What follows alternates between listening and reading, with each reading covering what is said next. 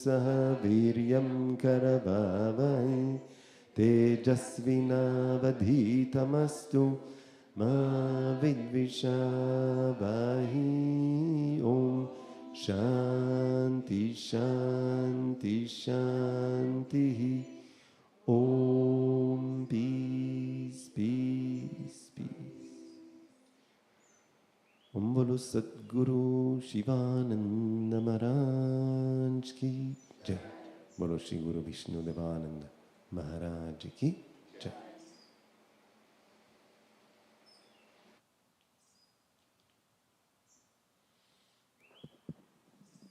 Om Namah Shivaya.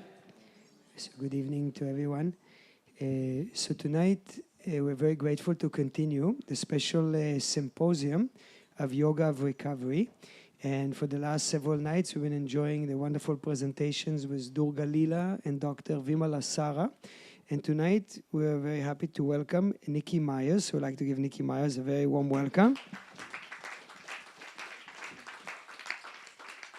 And we'd like to introduce Nikki Myers, who is a yoga therapist, somatic experiencing practitioner, addictions recovery specialist, and writer. Nikki Myers is the founder of the Yoga of 12-Step Recovery, a relapse prevention program, and a co-founder of the annual Yoga Meditation and Recovery Conferences at the Esalen Institute and Kripalu Center.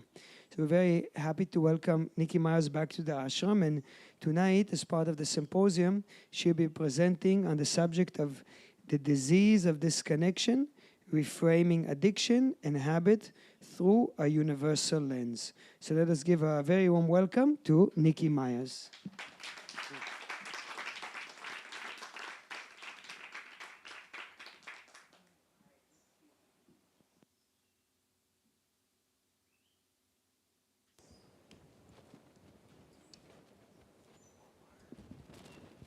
Yes, please.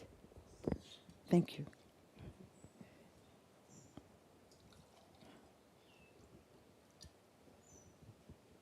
Perfect. Thank you. Hello, everyone. Thank you. Thank you. Thank you. Thank you. I want to first say how grateful I am to hang on for a second. Let's try this again. That's a little better. My glasses were in the way. How grateful I am to be back here at Shivananda, Bahamas. Being here is always a gift. It's always a gift. And I'm always grateful for the invitation to return. It means a whole lot. And just to be in community here together with all of you in practice and in presence is really no small thing. And I don't take it lightly. We all carry so much, and choosing to just show up intentionally, especially for the kind of conversation that we're going to have tonight around addiction, it's so important, and it's courageous, and it matters. It matters. So before we move forward, I want to take a moment and acknowledge the land that's holding us and the sacredness of this ground. One of the traditions that's been so important in my healing is the 12-step tradition and the 12-step program. And in that tradition, meetings often begin or end with a moment of silence. And I want to invoke that here and invite you to join me in a moment of silence to honor the indigenous people who've tended to this land for generations and the wisdom traditions, yogic, ancestral, earth-based, and otherwise, that move through this space and move through us. So, if you will, with me, just a moment of silence and honor.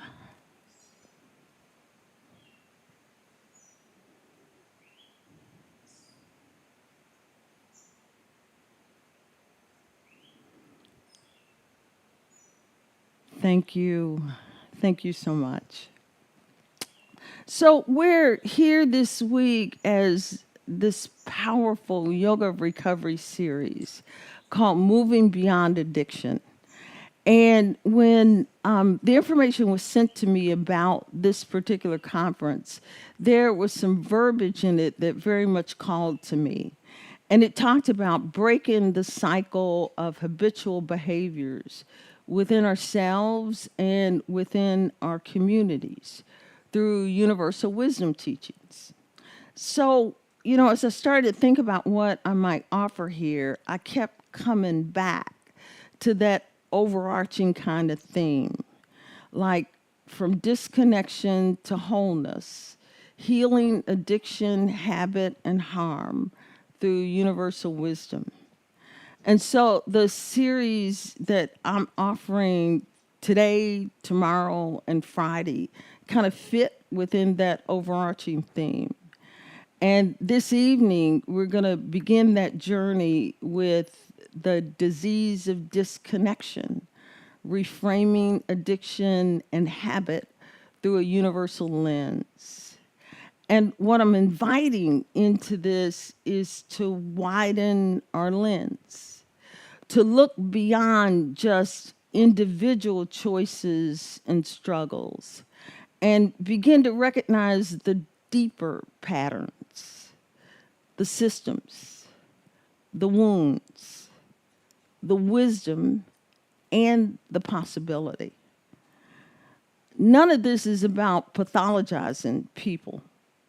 We're here to remember wholeness and to explore how we got separated from it and how to find our way back. So before we dive into this talk, I want to take just a moment and share a bit about who I am and how I come to this work. I truly believe that how we hold these conversations about healing, disconnection, addiction, and transformation is just as important, if not even more important, than what we say. Because it's the energy, the presence, the care that we bring into a space. I believe that that's where real change happens. And while I'm not standing here, as someone who's figured it all out, I am one who's lived it. And what I've come to know is that healing is something that we don't do alone, What's more, I've come to see how the way that we've been approaching addiction healing, culturally and collectively, isn't working. It's like that old phrase, doing the same thing, expecting a different result. I assert it's time to shift not just what we do, but how we do it. And that begins with how we come together in honesty and in presence and in community. So I want to offer a little introduction that highlights the lens that I bring into this work. So as you know, my name is Nikki, and I use the pronouns she, her, and we. And I want to say a few words about that we. I'm an MBA. I'm a yoga therapist. I'm a somatic experiencing practitioner and the founder of a nonprofit organization that's known as Y12. And Y12's mission is healing addiction in all its forms by uniting ancient wisdom, modern science, embodied practice, and community-based support. Y12's flagship offering is Y12SR, which is the yoga of 12-step recovery, although there are many offerings which fit under the Y12 umbrella. I'm also an Ayurvedic yoga specialist, and I'm an addiction recovery specialist. And I'm a recovering addict and alcoholic. I've experienced 2 relapses, one after 8 years clean, and then another after 4, so 4 years later. And if one day at a time I make it this year to July the 15th, I'll celebrate 25 years since that last relapse. Yeah. I'm also a codependent. I'm the survivor of both childhood and adult sexual trauma. I'm a domestic abuse survivor, and I'm a former commercial sex worker. And I'm the mother of 2 living and 1 deceased child. I'm the grandmother of 5, and I'm actually the great-grandmother of 8. I'm a dedicated student of yoga, Vedanta, and Tantra. I'm a lover of all things dogs. I'm a lover of life, and I'm deeply committed to this journey back to wholeness. And I don't introduce myself this way as an author that I really love named Sonia Renee Taylor. She describes sometimes people do this like inspiration porn. This isn't that, right? I do this to recognize the we inside of me, all the parts, all the fragments, all the identities. I know today we're always actually on Team Nikki the whole time. And each has played a vital part in my survival. What I've come to understand is that healing isn't about erasing or editing any of those parts or any parts of ourselves. It's about welcoming them. It's about reintegration of them. What I learned is if I ignore, deny, repress, or create a pretense around any part of myself, or if I label one part good and right and wonderful and another part bad, awful, and wrong, then I create a split, a fissure within me. And it starts to turn into a civil war inside. And it's in those splits that disconnection and disorder festers. The very word yoga, from its Sanskrit roots, means union, integration, and wholeness. That's the path, and that's the invitation. And the reason that I begin with all that, the full range of who I am, is because it brings us right into the heart of this conversation. Because I know this isn't just me. When parts of us are pushed aside, shamed, silenced, denied, ignored, repressed, something starts to split. That split or that inner fracture is where disconnection begins.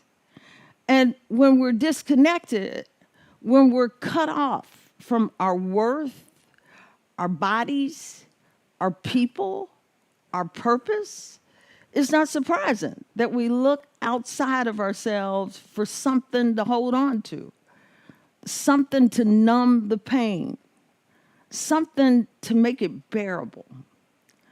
When we lose connection to who we are, to our inherent wholeness, our worth, our spirit, we start to look outward.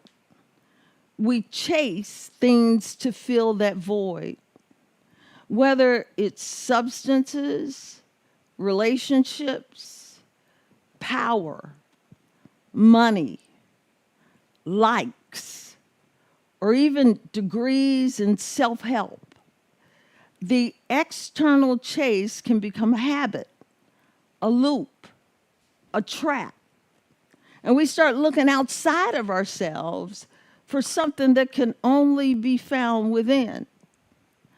Step 1 in the 12-step program reminds us of this. It reminds us that we're powerless over that chase, not just the substance. We're powerless over the chase. It's the grasping itself that becomes unmanageable. And the Yoga Sutras say this too. Yoga's Chitta Vritti Nirodha, Yoga Sutra 1-2, teaches us that yoga is the stilling of this restless, grasping mind. Even good things can become distractions when we're trying to earn our worth instead of remembering our wholeness. Real healing invites us to stop the chase and to come back to the middle, to the truth that nothing outside can give us what's already on the inside. This is where addictive patterns often begin. Not because we're bad or broken, but because we're trying to survive. You see, addiction is not a moral failing. It's not a weakness. And it's not just a personal issue. And that's why in the Y12 work, we frame addiction as the disease of the lost self. So what if we were to start there with the disconnection itself? What if we shift the lens and begin to understand addiction as more than just a behavior to stop, but as a symptom of something deeper? And not just for the individual, but actually for all of us. And that's where I kind of want to go next with this. What's beneath the symptoms? What's beneath the symptoms? Because here's the thing, addiction doesn't happen in a vacuum. Because we're living in a world that profits from our disconnection. A world that's shaped by consumerism, patriarchy, capitalism, white supremacy, systems that teach us to value productivity over presence, power over partnership, individualism over interdependence. And these systems don't just affect us, they condition us. And until we name them, we can't truly heal what they've harmed. Addiction's not just about what's in our brains. It's also what's about in the very groundwater. We inherit not only personal trauma, but also cultural and systemic conditioning. Yoga calls these samskaras. They are deep grooves that are left by past experiences, and they show up both individually and collectively. In Y12, we often say, addiction is a response to what it is in the groundwater. And if we only treat the behavior without addressing the conditions underneath it, we end up playing whack-a-mole, chasing symptoms, while the root still gets untouched. Patanjali teaches, or I should say, the way one of my teachers paraphrases Patanjali in this, right? And I love this paraphrasing. Examining our conditioning is our ticket to freedom. Examining our conditioning is our ticket to freedom. And that's the work. Not just in our own minds and nervous systems, but in the systems and the stories that we're all swimming in. We tend to think of habit as a personal thing. What we do in the morning, or maybe, how we handle stress or how we cope, those kinds of things. But culture has habits too. And many of them, like speed, control, and consumption, are trauma responses dressed up as values. We're taught to chase more, fix fast, hold it all together, and pretend everything's fine, no matter what the cost. And just like personal addiction, these cultural patterns might have started as survival strategies, but over time they become unconscious loops, reinforced by systems that often get passed down through generations, rarely questioned. That's why healing, true healing, asks more of us. It invites us to notice the patterns, to interrupt the cycle, and to choose differently, not just for ourselves, but for our communities and the systems that we're a part of. Because if disconnection is really at the root, then reconnection is the medicine. And that means widening our lens, not just from individual to collective, but from symptom to root, from relief to resolve. So, what does healing ask of us? It first asks us to hold paradox and to practice rigorous honesty. It asks us to remember that we can't heal what we won't acknowledge. It asks us to stand in sacred space where more than one truth can live at a time. I am human and I am divine. I carry trauma and I carry wisdom.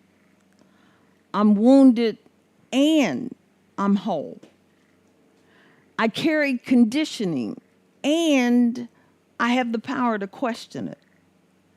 This, I believe, is the portal to healing. So as I close this first session, first I want to thank you for showing up and listening. Your presence, your heart, your breath, as I said before, it matters.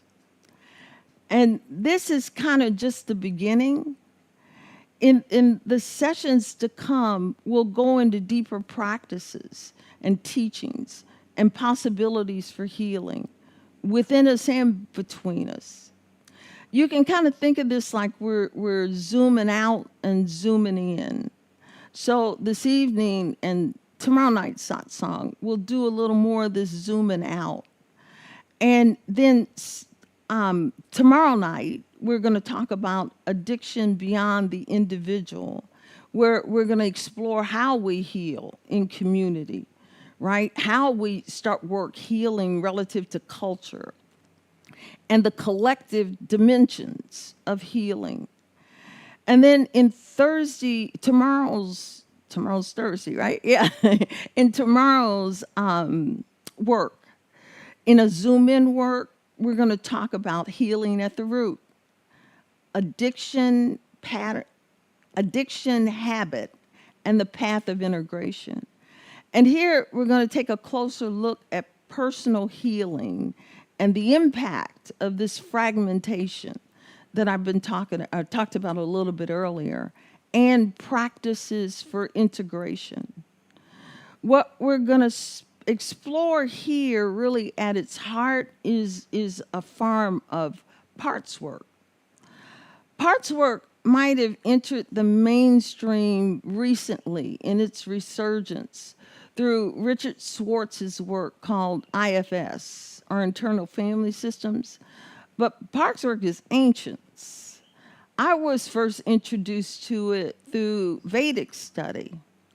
Just think, the Divine Mother has 1,000 names, some tender and sensuous, and others fierce and terrifying.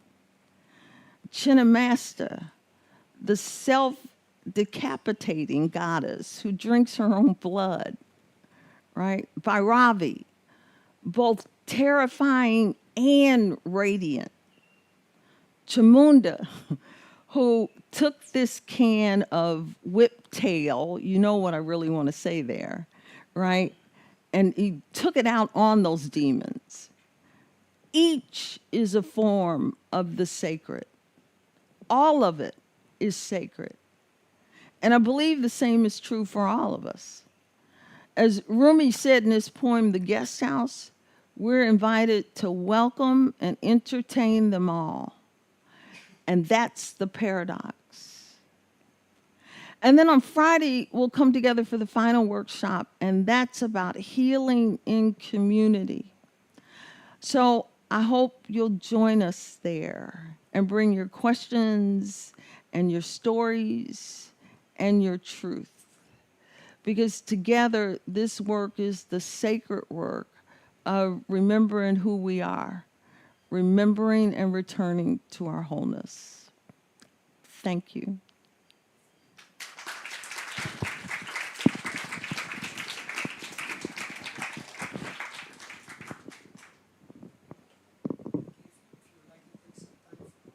I would. I'd love to. If there are questions or thoughts or comments, I really didn't expect for that to go that fast, but I love it.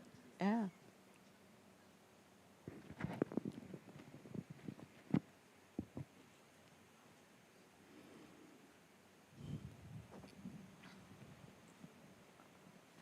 Talking to this thing. You know, you talked about your childhood and it was kind of rough. And how did you get over it eventually, or did you? I mean, I know it's the whole healing process, but that's heavy duty, and I'm curious. Are you good now? Say it again. Do you feel confident and strong now, even after you went through all that stuff in your past? I absolutely do, right? I was talking to my friend Durga a little while earlier, and I was saying I've always wanted to write this book, and I won't say the words really for the title of the book, but you can guess what I'm talking about when I say it. The title of the book was going to be Namaste MFer, right? So you can guess that. And the idea of that is that Namaste, one form of it, as I was taught, means the God, the good, the divineness in me, in me also resides in you, right? This whole idea of Namaste.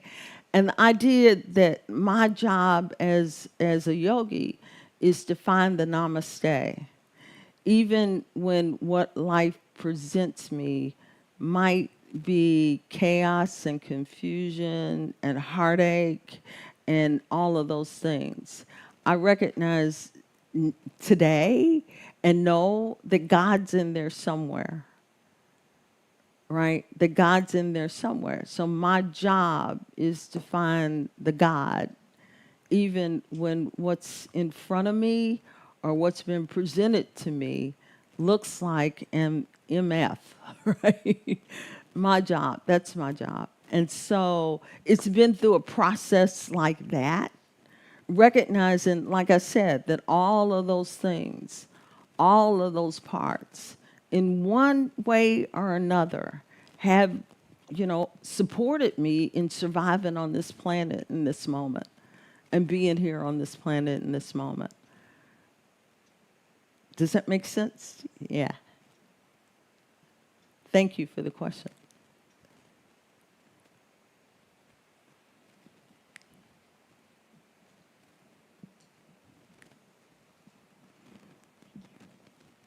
Thank you so much for being here. I have a two-part question. One is, if there was one tangible thing that you could give us in just a few minutes, I know, that we could do to help heal our own habits, what would it be? And then I have the same or a similar question to help those that we love who may be dealing with an addiction. Yeah. I'm going to start with the last piece first. Right, I have just often found that, one of the best gifts that I can give anyone is to let them see that I'm witnessing their experience, whatever their experience is, and I'm bearing witness to what it is that they're going through. And oftentimes I've found when it's quite clear that my loved ones are going through something like this, particularly with an addiction, to just be with them long enough to tell them what I see, right? And the truth of what I see. And then to let them know that if there's anything that I can do whenever it is that they're ready to support them, you know, because it's one of those things until I'm consciously aware, there's not a lot you can do, right? I always say, have you ever tried to help someone where it's really clear that there may be, for example, a problem with alcohol or drugs? You tried to tell them that they had a problem with alcohol or drugs or whatever it is. That doesn't work very well, right? But I can be with them and tell them what it is that I see, right? I see that there's been another arrest. I'm witnessing that, you know, you in this pain. I'm witnessing this. And I want you to know that whenever you're ready, I'm your girl. I'm going to support you through this, right? So something like that. And as far as self, relative to habits, there's so many things, like from yoga and from Western wisdom and psychology. There are a lot of tools, right, to support us in that. And you know, I always think about that. I use this phrase all the time.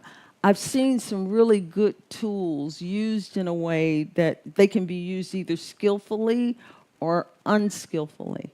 A lot of these, when they're skillfully used, really, really support and help, right? And particularly the tools from yoga.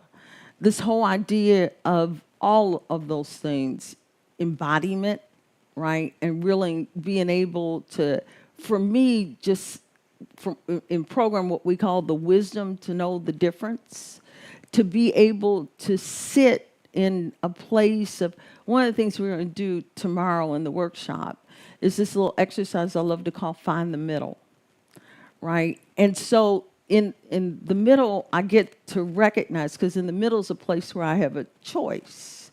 I don't have choice when I'm in the past or when I'm in the future. I only get choice when I'm in the present moment. So just to be able to stop and recognize when I've strayed, right? When I'm no longer here, right? I may have time traveled to the past, right? Or I may be future gazing, which means I'm no longer present. Just recognizing in breaking a habit, I get choice when I come back to the present moment, right? And some of the tools from yoga are absolutely brilliant to bring us back to the present moment, to recognize when we've strayed or time traveled. So it always is about choice and recognizing that there is a space where choice becomes available. Does that make sense? And then the other part of that one is, you know, yoga teaches us, and 12 steps and other traditions as well, you know, these sense of what's most important to me. What are the values that are most important to me, right? So humility, you know, surrender or letting go, or acceptance, right? Those values that hold me and guide me, right? And then to ask myself the question that my teachers used to ask all the time: how do my intentions become stronger than my dysfunctional patterns, right? And the way that because I can have the best of intentions, right? I've done that many times, you know. I'll go away from a yoga retreat. I'm going to meditate for an hour. Anybody know what I'm talking about? Yeah. I'm going to do asana for 2 hours every day, right? Right. So I've done and had the best of intentions. But then my dysfunctional patterns start getting in the way, right? The dysfunctional patterns start getting in the way. So they asked me this question, to ponder that question. How do my intentions become stronger than my dysfunctional patterns? And the way that that happens is through our values, right? What's most important to us, right? So cultivating and nourishing those values, then that's how our intentions become stronger than those dysfunctional patterns, right? Does that make sense? Yeah. Yeah. Thanks for that question. Yeah. Anyone else?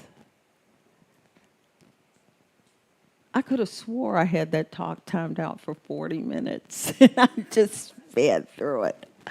I love it.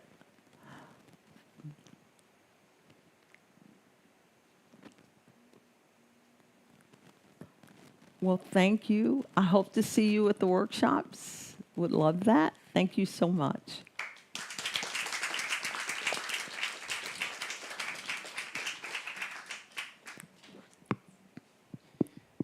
So I'd like to thank very much Nikki Myers for this beautiful presentation tonight. Let's give her another big hand. And tomorrow, Nikki Myers will continue with a workshop at noon on healing at the root, addiction, habit, and the path of integration, and also presenting in the evening satsang. So now we'll go over the rest of the schedule for tomorrow. Tomorrow morning, we'll have the morning satsang here at 6 a.m. And as part of the morning satsang, we'll be presenting a very inspiring film called In the Name of Peace. And this is a film that depicts a little bit about the extraordinary life of Swami Vishnudevananda and the starting of this Shivananda organization, and shows a little bit about the special peace missions that Swami Vishnu undertook. So this will be tomorrow in the morning satsang. Then at 8 o'clock, we'll have the yoga classes. For the guests, we'll have the all-levels class on the Bay West platform. 9:50, the brunch. 11 o'clock, the ashram welcome and history tour, living from reception.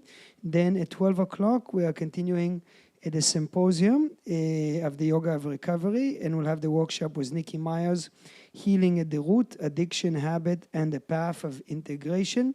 And then at 2 o'clock, we'll have a workshop with Dr. Vimala Sara on breath as medicine, first aid kit for the mind, a healing session.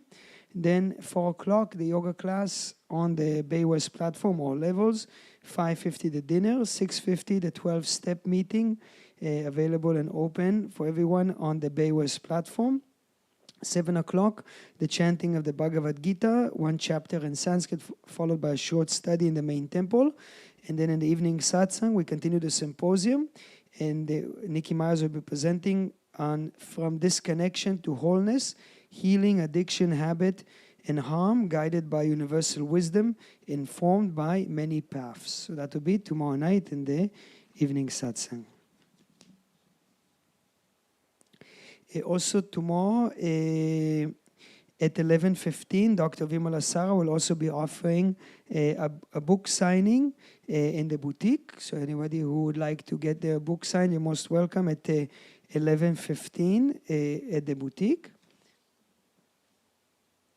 And tomorrow also, we're offering a free webinar online with Swami Brahmanandaji on Vedanta, teachings from the Upanishads and the essential freedom of the self. Learn wisdom practices for attaining true and lasting happiness, fulfillment, and freedom. And this webinar will be at 6 p.m.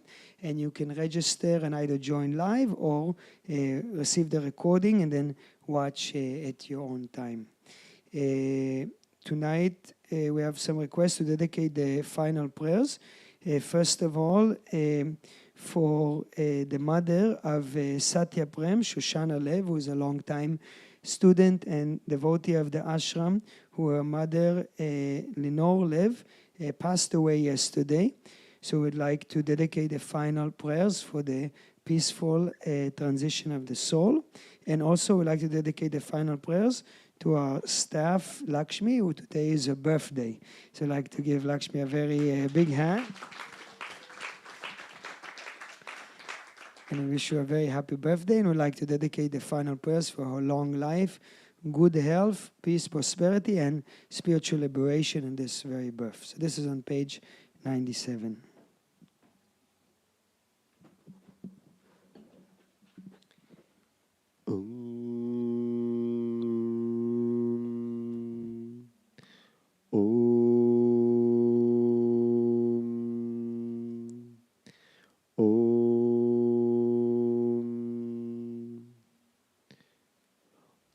त्र्यम्बकं यजामहे सुगन्धिं पुष्टिवर्धनम् उर्वारुकमिव बन्धनान् मृत्योर्मुक्षीयमामृतात् ॐ त्र्यम्बकं यजामहे सुगन्धिं पुष्टिवर्धनम् उर्वारुकमिव बन्धनान् मृत्योर्मुक्षीयमामृतात् ॐ त्र्यम्बकं यजामहे सुगन्धिं पुष्टिवर्धनम् उर्वारुकमिव बन्धनान् मृत्योर्मुक्षीयमामृतात् ॐ सर्वेषां स्वस्तिर्भवतु सर्वेषां शान्तिर्भवतु सर्वेषां पूर्णं भवतु सर्वेषां मङ्गलं भवतु सर्वे भवन्तु सुखिनः सर्वे सन्तु निरामयाः सर्वे भद्राणि पश्यन्तु मा कश्चित् दुःखभाग् भवेत् असतो मा सद्गमय तमसो मा ज्योतिर्गमय मृत्योर्मामृतं गमय ॐ पूर्णमदः पूर्णमिदं पूर्णात् पूर्णमुदच्यते पूर्णस्य पूर्णमादाय पूर्णमेवावशिष्यते ॐ शान्ति शान्ति शान्तिः ॐ peace peace peace. O adorable Lord, mercy and love, salutations and prostrations unto Thee. Thou art omnipresent, omnipotent and omniscient. Thou art Satchit Ananda. Thou art existence, knowledge and bliss, absolute. Thou art the indweller of all beings. Grant us an understanding heart, equal vision, balanced mind, faith, devotion and wisdom. Grant us inner spiritual strength to resist temptation, to control the mind. Free us from egoism, lust, anger, greed, hatred and jealousy, and fill our hearts with divine virtues. Let us behold Thee in all these names and forms. Let us serve Thee in all these names and forms. Let us ever remember Thee. Let us ever sing Thy glories. Let Thy name be upon our lips. And let us abide in Thee forever and ever. Om Bolo Sadguru Shivananda Maharaji Ki Jai. Om Bolo Shri Guru Vishnudevananda Maharaji Ki Jai. Please stand up for the arati. You can follow along on page 118. Om Jai Jarati Vinna Vinayaka Vinna Vinayaka Shri Ganesha Jai Jarati Subramanya Subramanya Kartikeya Jai Jarati Venugopala Venugopala Venulola Papa Vidura Navanita Chora Jai Jarati Venkataramana Venkataramana Sangadaharana Siktarama Radhishyama Jai Jarati Gauri Manohara Gauri Manohara Bhavani Shankara Samba Sadashiva Uma Maheshwara Jai Jarati Raja Rajeshwari Raja Rajeshwari Tripura Sundari Mahalakshmi Mahasaraswati Mahakali Mahashakti Jai Jarati Anjaneya Anjaneya Hanumanta Jai Jarati Dattatreya Dattatreya Trimurtya Vatara Jai Jarati Adityaya Adityaya Bhaskaraya Jai Jarati Shanishwaraya Shanishwaraya Bhaskaraya Jai Jarati Shankaracharya Shankaracharya Advaita Gurave Jai Jarati Sadgurunata Sadgurunata Shivananda Jai Jarati Vishnudevananda Vishnudevananda Vishnudevananda Jai Jarati Agastya Mune Agastya Mune Shirama Priyaye Jai Jarati Ayyappa Swamiye Ayyappa Swamiye Dharma Shastave Jai Jarati Jesus Gurave Moses Gurave Buddha Gurave Jai Jarati Muhammad Gurave Guru Nana Gurave Samastarevyo Namaha Jai Jarati Venugopala Om Natatra Suryabhati Nachandatarakam Nema Vidyota Bandikato Yamagnihi Tam Eva Bantamanavati Sarvam Tasya Bhasa Saranidam Vibhati Om Gange Chamune Chaiva Godavari Saraswati Narmade Sindhu Kaveri Namastabhyam Namo Namaha Tvameva Mata Chapita Tvameva Bandhus Saka Tvameva Vidya Dravinan Tvameva Sarvam Mama Deva Deva Kaye Navacha Manasendriyarava Buddhiyat Manava Prakriti Swabhavat Karom Yadiyat Sakalam Parasmai Narayanayeti Samarpayami Sarvadharmam Parityajamamekam Sharanam Vraja Ram Tva Sarva Papibhyo Moksha Ishamima Sutra.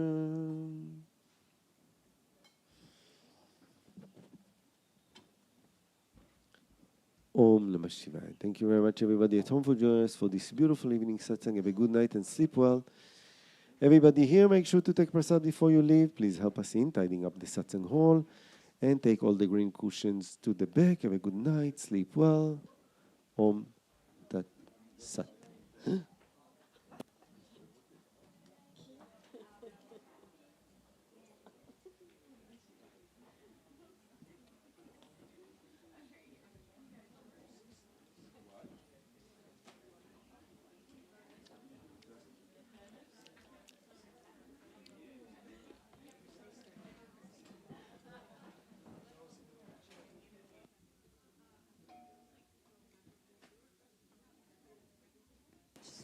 So this is J free.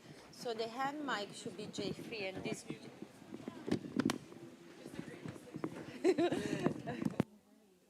it should be J8, and the hand mic J free, right?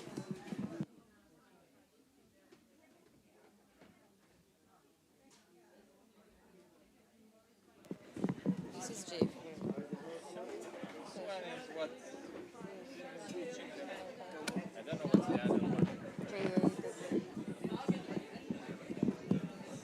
Yeah.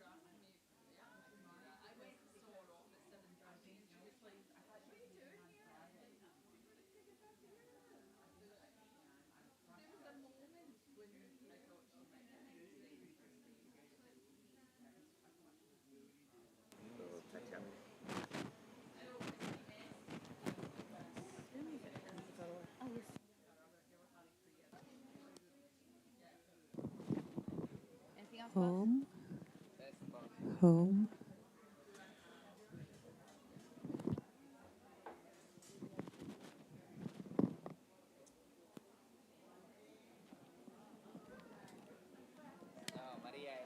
Maria Elena, what a beautiful name.